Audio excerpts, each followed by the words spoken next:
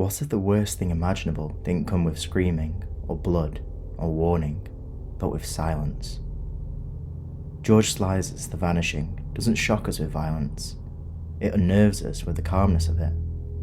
The way evil, real evil, can look ordinary. This is a film about obsession, about clarity, about the need to know, and the terrible price of finding out. It begins simply, an ordinary couple, Rex and Saskia, laughing and bickering with one another. Then, at a petrol station, Saskia leaves Rex to go inside. She never comes back.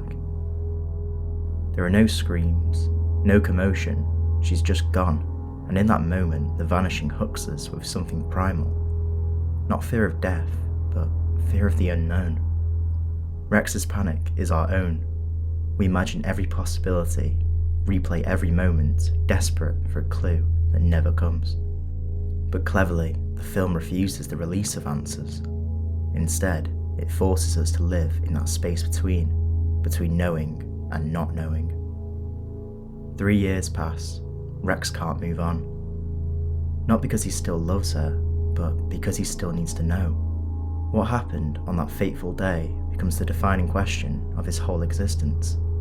He can't eat, can't sleep, can't live with the uncertainty of what happened to his beloved Saskia. By this time, he has a new girlfriend.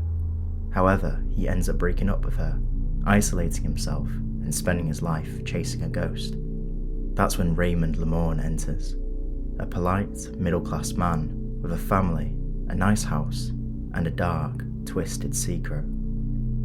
He is the man responsible for the disappearance of Saskia. Now this is where The Vanishing becomes something far more disturbing than a mystery. Raymond isn't a monster, not in the cinematic sense. He's an engineer, methodical, polite, and terrifyingly average. He studies his own impulses like a science project. He practices how to kidnap, not out of lust or rage, but simple curiosity. He wants to see if he can. That's the true horror of The Vanishing. Evil is a quiet, logical process, not chaos, but calculation. Hannah Arendt once called this the banality of evil. The idea that atrocity often comes not from madness, but from normal people, performing small acts without empathy. Raymond isn't cinematic evil, he's suburban evil, and that's far worse. In one of the film's most intense moments, Rain gives Rex an ultimatum. He offers Rex a cup of coffee, stating, "If you want to know what happened to her, you'll have to experience it for yourself." Rex, now being offered the truth, only hesitates for a brief moment, but eventually gives in to his curiosity. He drinks the coffee, knowing it's drugged. Because for him, not knowing has become worse than death itself. The film is cruel in its honesty. It tells us that human curiosity isn't noble, it's pathological. Rex isn't heroic, he's consumed. He's chasing closure, but closure is a lie, and in the end, he finds exactly what he asked for. Rex wakes up, in the dark, trapped, buried alive, just as Saskia was. It's not revenge, it's symmetry. Raymond calmly buries another person and returns to his family, the same man he was before.